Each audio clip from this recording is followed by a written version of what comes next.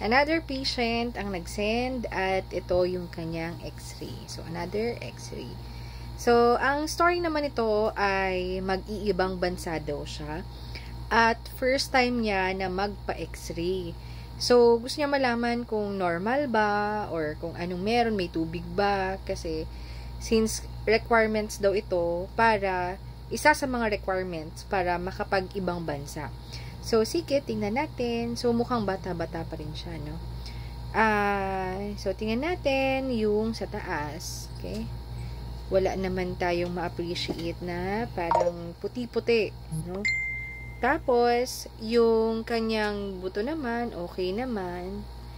Pagtingin mo dito, yung trachea niya, tapos yung bifurcation dito, ayan, vessels niya, okay naman. Yung puso niya, ito, hanggang dito. Tapos, wala namang tubig sa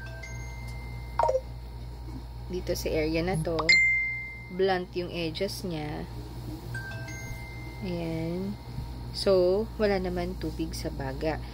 Tapos, kung pneumonia, wala namang ma-appreciate na pneumonia. Dito, although, makita mo yung mga vessels, no? Vessels yan, ha? Lung vessels. So, ang naging basa dyan ay, ito yung official result niya. So, nakalagay is no abnormal pulmonary density seen. So, ibig sabihin kapag kaganyan, walang nakita na kahit anong abnormal sa kanyang baga. So, kung TB man yan, so walang TB na nakita, wala ding pneumonia, wala ding tubig sa baga. Tapos, ang sabi, heart is normal in size. So, pag tiningnan mo, hindi naman siya malaki.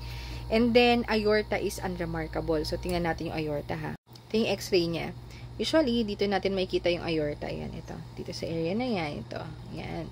Kapag atheromatous yan, mas puting-puti yung yan nakalagay dito. Itong area na to. Pero sa kanya naman, hindi. So, normal pa rin ang aorta niya. And then, hemidiaphragm, costophrenic sulci, and visualized bones are intact.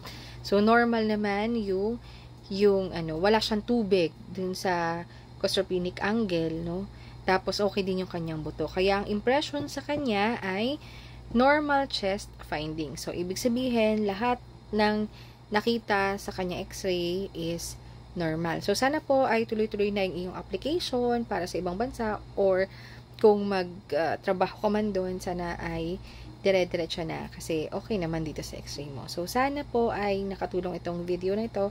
Ingat po kayo, mga OFW natin na kapwa Pilipino. So, ingat at bawal magkasakit.